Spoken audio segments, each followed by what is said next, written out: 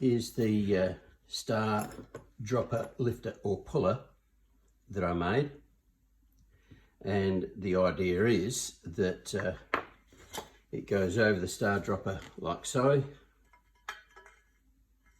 and then when you lift it like so, you can pull it up using a chain or some sort of mechanism, and it pulls out of the ground like so, and it grips on the star dropper. It should be big enough for the larger profile star droppers, but I don't have any on hand, so I can't determine that.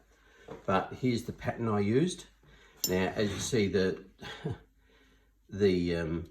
piece of steel I used is a little bit bigger, and it's about 100 by 100. So, and the pattern itself is about 85. So anywhere from 80, I would say, up to 100 squares should be perfectly fine.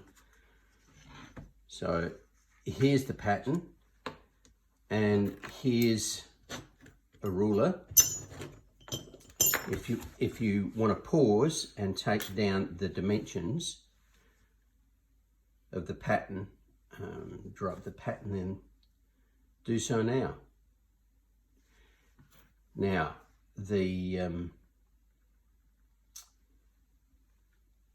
once you've drawn up and cut out the pattern,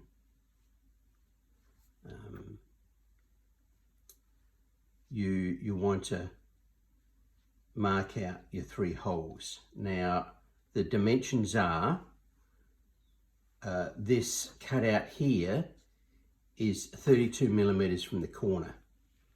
So the corner that came down here, measuring 32, and draw at 45 degrees there, and that comes off.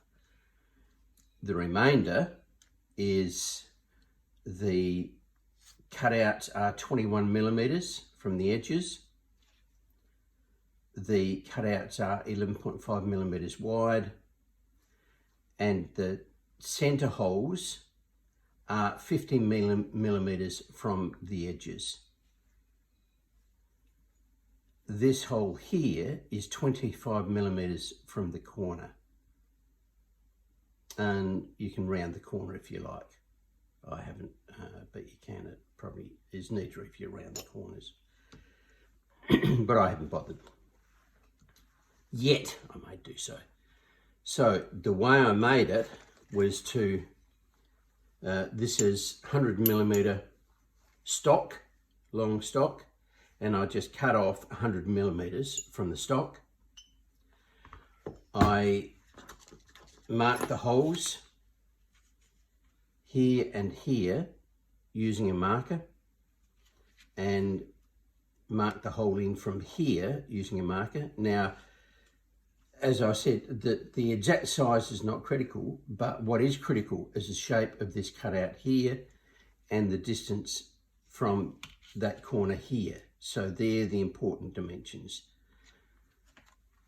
The shape of that so that it fits over the star dropper, and that distance there so you can put a D-Shackle on it. So the way I made it is, as I said, I cut off about 100 millimeter section, turned it 45 degrees, clamped it in the drop saw, cut off that at 45 degrees. Then I drilled the holes first, obviously. These 2 holes, as I said, are 11.5 millimeters. That hole is around about 19, 20 millimeters. So it's, whatever. The size of that hole is not critical, but these are reasonably important. So then, once I'd cut the holes, I then clamped it like that, cut it off, clamped it like that, came down here with the drop saw in here, came down here with the drop saw in here to cut down to the hole I drilled, so that gave me a slot in here, and cut that off. Again, did the same thing here, came down here with the drop saw, came down here with the drop saw to cut out the slot, and then that gave me the slot cut out, and that gave me the end product. fairly straightforward to produce. Just you know, clamp it in the clamp on your drop saw and make the cuts. If you don't have a drop saw, you could use an angle grinder with a cutoff wheel to cut in the slots. That's perfectly fine.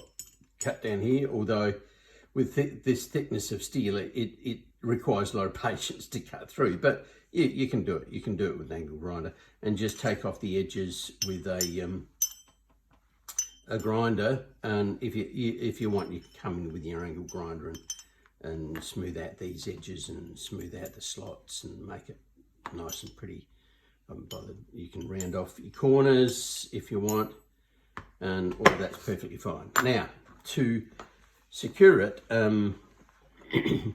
you can use a D-Shackle like so, and this is designed to take a D-Shackle various sizes, you know, probably easily up to about half, 3/4 of an inch D-Shackle if you want, but you don't need a large D-Shackle, because once you've got the purchase on the actual star dropper, they come out reasonably easily once you've got it all set up. Here, what I've used is a wire rope with the D-Shackle. This was on one end of the wire rope, although you could just fold it over like I did here and secure it. But that's large enough for some sort of pipe or another star dropper or whatever to go through, and you secure it onto your star dropper. You put something up here to act as a pivot. You can use a block of wood, or you can, you know, make a steel stand to come up here, or alternatively, if you wanted to, what you could do is make a steel stand like this. You'd come up here, have a flat plate, weld a bar onto it with a little saddle, and use that as a pivot like that. Right, so you could fashion something up if you wanted to. I just used, as I said, a round of wood that I cut up for the fire, and put a pipe on it and pivoted it like that, so to pull it up. So as long as you've got a pivot point close into the star dropper and some sort of pipe or something to pivot on it, and it'll pull it up relatively easily. You could use, as I said, wire rope here, or you could use a short length of chain. Little chain would be fine. Anything 1/4 inch up would be more than strong enough, I would imagine, with another D-Shackle on it, so that you loop the chain around with the D-Shackle and put your pipe or your steel or whatever through there. So that is it. That's my star dropper lifter, puller, and it was fairly easy to make in a small workshop with just a drill press and a drop saw and hole saw, drills, bit of wire rope, and it's relatively cheap. Just a few bits of hardware, and you're into the semis without dropping your set.